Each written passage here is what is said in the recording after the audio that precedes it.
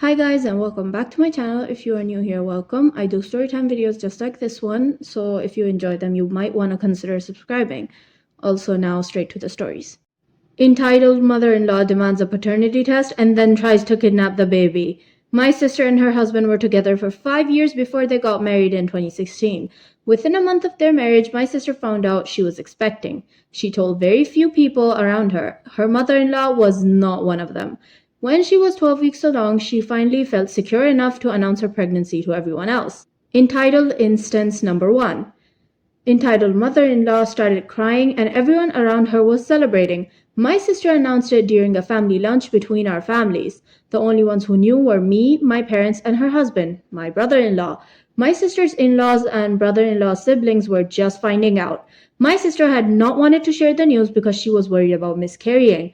However, when her mother-in-law saw my parents and me smiling and not being surprised, she started bawling her eyes out, screaming that my sister ruined her experience of finding out about her grandbaby by not telling her as soon as she found out. She was angry about the fact that my sister shared the news with us, her literal flesh and blood, over her. Father-in-law removed her from the situation and my sister felt guilty, as did my brother-in-law. They spent the rest of the afternoon trying to make up for it, while the rest of us were confused why mother-in-law thought she deserved to know first. This led to another situation, entitled Instance Number 2. Now, since my mother-in-law felt excluded, she made sure she was included from that point onwards, throwing a baby shower much before my sister wanted to, decor arrangements, guest lists, and invites being done without as much as consulting from my sister, inviting mostly mother-in-law's side of the family and not ours, forcing my sister to take care of her baby, trying to control what and how much she eats, including throwing out essential medication prescribed to her, and arguing against my sister's nutritionist who had made a very extensive meal plan for her. Finally, brother-in-law and sister had enough. They asked for her to move out and not stick her nose into everything that was not her concern. Now, mind you, my brother-in-law is a big softy and a mama's boy, but he will stand up for his wife. This led to the ultimate situation, entitled Instance Number 3. Mother-in-law lost her shit. How could her baby boy throw her out of the house? She decided it must be because my sister is a manipulative bitch. Somehow, this string of thought landed her to presume that the baby could not be my brother-in-law's because brother-in-law wanted to wait until marriage to have sex, and that my sister got pregnant too soon.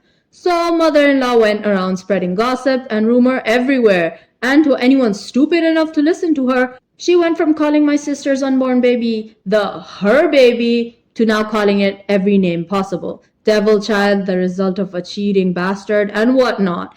Then she started demanding she needed to see proof of paternity, otherwise she would cut the child and my sister off from the family.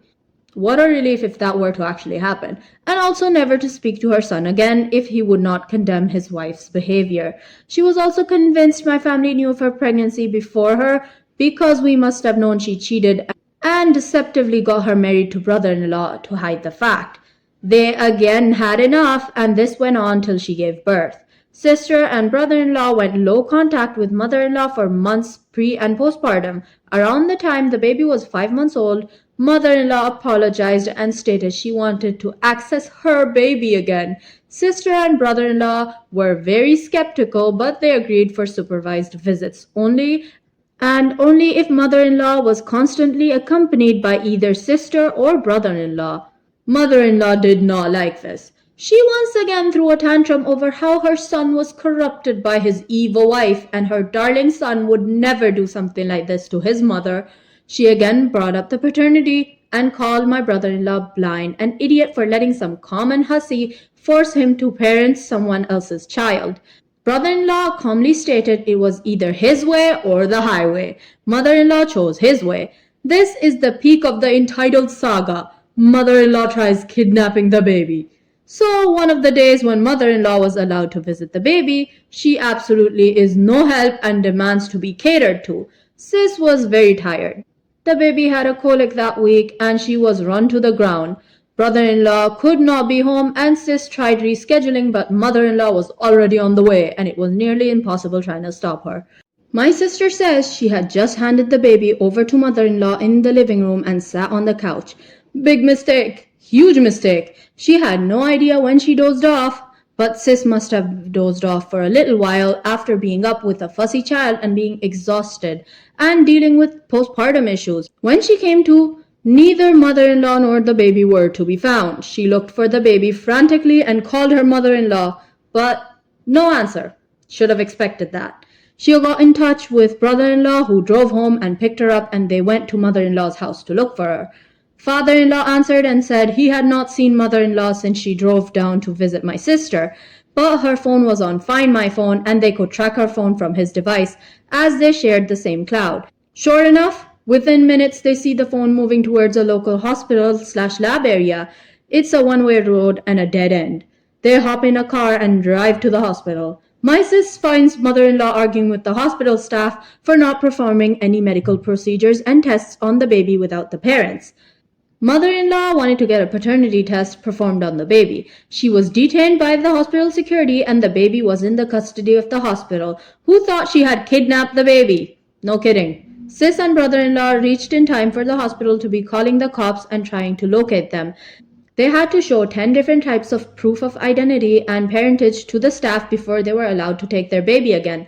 Brother-in-law threatened legal action against mother-in-law. Not sure what came of that. This happened years ago, and mother-in-law and brother-in-law and my sister have the most strained relationship. Yippee! Baby barely knows their grandma, but is quite close to grandpa who visits often. Update. So this post has become a source of gossip within my family as we all started sharing stories about mother-in-law and her entitlement. Some of those stories made their way to father-in-law. Turns out father-in-law did not know half the things that were going on and often heard altered versions of stories from her. He filed for separation. Yay! I don't know exactly what their arrangements are going to be yet.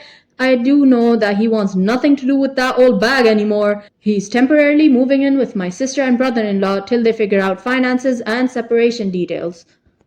Okay guys, tell me what you think about this crazy story in the comments. The time my entitled mother and father-in-law almost killed my child. The title is a bit dramatic, but oh well. This was back in 2010. We had to live with my husband's family for a while. It was my sister-in-law's house, but we lived with her, her daughter, mother and father-in-law, and brother-in-law. When my son was 5 months old, my niece got violently ill one night and kept throwing up. Obviously, I decided to keep the baby away from the family so he wouldn't get sick. They did not like that, especially mother and father-in-law who kept whining and complaining that I was keeping their precious grandson away. Even after explaining that I didn't want my niece to get him sick, I gave in because I was tired of hearing them complain literally all day, on the condition that the niece stays in her room the whole time and they wash first. I am aware that this is where I messed up. I had to use the bathroom and was only gone for a few minutes. I repeat, few minutes. When I came back, my niece was on the couch holding my son, snot dripping from her nose, throat all scratchy when father-in-law telling her, "Give your cousin a big kiss." When she does, right on the lips, I freak out and snatch my baby and lock us in the bathroom so I can wash him. The whole time, mother and father-in-law were at the door telling me I am overreacting, that sharing germ builds immunity and other BS. Of course, the next morning he has a high fever and he's really lethargic. I tell the in-laws that I want to take him to the hospital, but sister-in-law was adamant that it wasn't that bad and that I should make an appointment with his pediatrician instead. I didn't have a license or a car, so I had to rely on other people. Like an idiot, I listened to her because I thought she was on my side and knew more because her child is older. I made an appointment for that afternoon and I get there and the doctor took one look at him and told me to take him to the hospital, which was 1 block down, and she said they would expect me. He was admitted as soon as we walked in the door. They told me I was lucky and that if I had waited any longer, my baby wouldn't have lasted until the next day. His lungs were filling up with mucus and he couldn't breathe. He had to be hooked up to an oxygen tank and they had to vacuum suction the mucus every hour. We spent a week in the hospital and he made a full recovery, of course. The in-laws blamed me, mother-in-law especially, but the others more or less agreed with her. She said my son got sick because I was dirty for having a child out of wedlock and a bad mother. My husband was pissed and told her off, but that woman has the worst case of selective hearing I've ever seen. I never fully trusted her again. Here's what the people had to say. Please tell us that you and your significant other made it a priority to get your own place after that.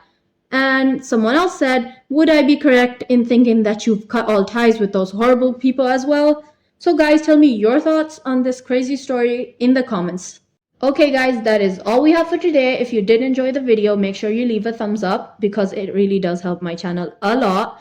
And if you want to share your story, you can just check the description box. I have my email over there and you can just email me.